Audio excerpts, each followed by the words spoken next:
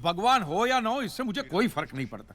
ये तो इंश्योरेंस वालों ने कहा कि भगवान ने तुम्हारी दुकान गिराई है या भगवान की वजह से मेरी दुकान गिरी, तो मैंने कहा ठीक है, भगवान मुझे उसके पैसे दे दे, केस खत्म। लेकिन भगवान तुम्हारी दुकान क्यों गिराएंगे? मूर्ख कहीं का। स्वामी जी प्लीज, जो कुछ भी कहना है विटनेस बॉक्स में आकर कहें।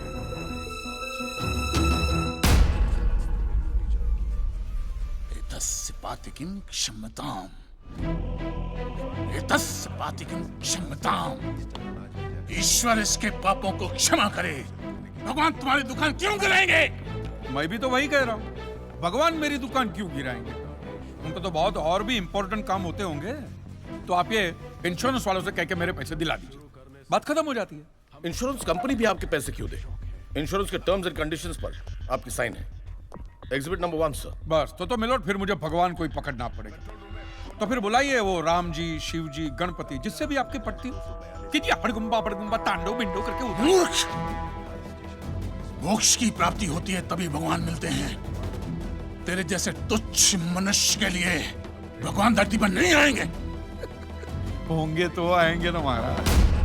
अरे क्या इतना लाखों का टर्नओवर है आपको, और थोड़ा ही सेटलमेंट करना कर दीजिए, मैं तो कैश डिस्काउंट भी दूंगा। सच। I object my lord. भगवान की सेवा कार्य को धंधा कह रहे मिस्टर कांजी, बिजनेस? हाँ, ये बिजनेस ही है मिलोट, बिल्कुल बिजनेस है ये।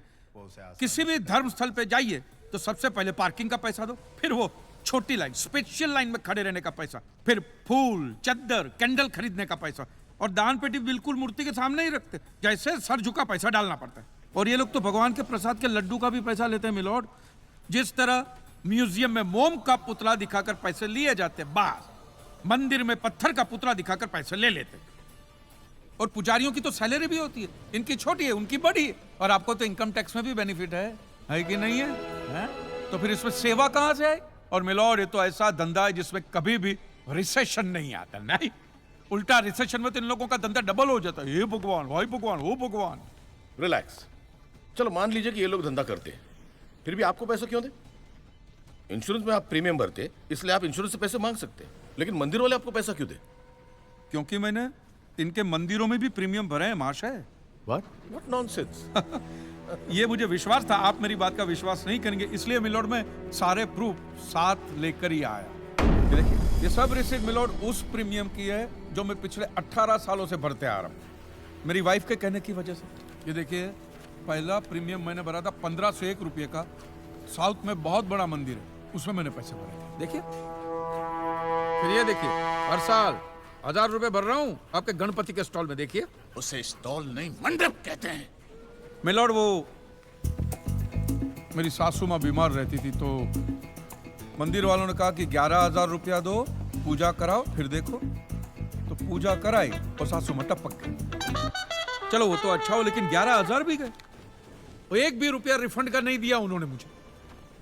फिर ये देखिए, ये मस्जिद का चंदा, दरगाह की चद्दर, चर्च की कैंडल, फकीर की झोली, बाबा की अगरबत्ती, माँ की चुंदड़ी, टोटल में 10 साढ़े 10 लाख रुपया इन सारी दुकानों में भर चुका हूं। बस! क्या दुकान लगा रखा है? इसे मंदिर कहते हैं, मंदिर! और मंदिर में लोग अपने परिवार की शांति और समृद्धि के लिए अपनी इच्छा से पैसा देते हैं। तो मैंने भी मेरे परिवार की शांति और समृद्धि के लिए ही पैसे भरे थे महाराज, कोई गन्ना चूसने के लिए इन्वेस्ट नहीं किए थे। लेकिन आपके भगवान ने मेरी शांति उखाड़ के फेंक दी, क्योंकि भूकंप तो मिलोट सिर्फ भगवान ही ला सकते, इंसान के बस की तो बात है ही नहीं। तो मुझे बताइए, मेरा हक नहीं बनता भगवान से पैसे वसूलने का? मिस्टर कांजी, आपका झगड़ा भगवान से है ना, तो डायरेक्ट भगवान से पैसे मांग लीजिए ना, मंदिरों के पास क्यों मांग रहे? वकील साहब, आपके घर में बिजली या इलेक्ट्रिसिटी कौन सी कंपनी की आती है? रिलायंस की ना। तो घर में जब कभी भी बिजली का प्रॉब्लम होता है तो आप रिलायंस की ऑफिस में ही फोन करेंगे ना, सीधे अनिल अंबानी को तो नहीं बुलाएंगे ना। अनिल भाई आओ लाइट गई, अनिल भाई आओ लाइट गई। साइलेंस। आप कहना क्या चाहते हैं? What do mean? ये जो साधु यहाँ है, ये जो पंडित जी यहाँ है, ये क्या भगवान के ऑफिसर्स है? नहीं, ये लोग ऑफिसर्स नहीं है भाई, ऑफिसर तो पढ़े लिखे लोग होते हैं। ये लोग तो देखो मुंह देखो, सेल्समैन है मिलोड, सेल्समैन। भगवान के कलेक्शन एजेंट है, क्योंकि इन्होंने भगवान की फ्रेंचाइजी ली। न्यायाधीश महोदय, ये मनुष्य नास्तिक है। जो ये कह रहा है उसका ज्ञान स्वयं से नहीं है, परंतु हम तो साधु हैं, इसे क्षमा कर देते हैं। लेकिन इस अधम पाप के लिए दुनिया इसे कभी माफ नहीं करेगी। तेरा घर से निकलना कठिन हो जाएगा अगर भगवान के विरुद्ध कुछ भी कहा तूने।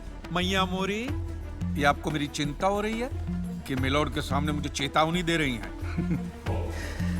हमें जीव मात्र की चिंता है। तो फटाफट पैसे निकालिए, बात खत्म कीजिए फिर। My Lord, this is enough. ये डोनेशन रिसीट्स है, जनरल सबमिशन। भगवान और मेरे क्लाइंट के बीच कोई एजेंसी एग्रीमेंट नहीं है। हाँ जी, बेतु की बात कर रहे हैं। इतनी छोटी सी बात के लिए भगवान पर केस नहीं हो सकता। छोटी बात मिलोड, ये छोटी बात नहीं है। वो दुकान मेरा सब कुछ है, मेरी रोजी रोटी, मेरे बीवी बच्चों का सहारा वो दुकान। और एक एक रुपया जोड़ के दिन रात की मेहनत के बाद मैंने वो दुकान बनाई। आज वहां पे सिर्फ जमीन का टुकड़ा रह गया है, वो भी कोई लेने को तैयार नहीं है। ये मंदिर वाले कहते हैं श्रद्धा से दान दो, आपका कभी बुरा नहीं होगा। और इंश्योरेंस वाले कहते हैं टाइम पे प्रीमियम दो, बुरा हुआ तो हम है ना। तो मैंने तो दान भी दिया है मिलोड, और प्रीमियम भी भरे, और आज दोनों के दोनों ने हाथ ऊपर कर लिया। मैं एक मामूली आदमी, मिडिल क्लास में, मेरा परिवार, मेरे बीवी बच्चे रास्ते पे आ जाएंगे। नहीं मिलोड, आपको मेरी बात इस अदालत में रखने का मुझे मौका देना ही चाहिए, और भारत का संविधान भी मुझे मेरी बात इस अदालत में रखने का हक देता है। प्लीज।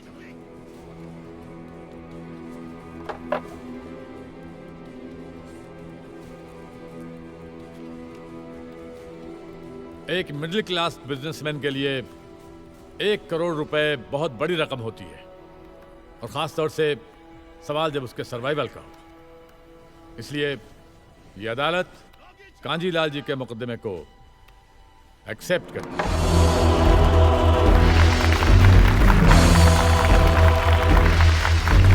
साइलेंस। और सारे एविडेंस और आर्गुमेंट्स को अच्छी तरह एग्जामिन करने के बाद ये फैसला देगी कि मिस्टर कांजीलाल को इनके पैसे मिलेंगे या नहीं। अगर मिलेंगे तो कौन देगा, इंश्योरेंस कंपनी या फिर मंदिर। Court is adjourned for the day.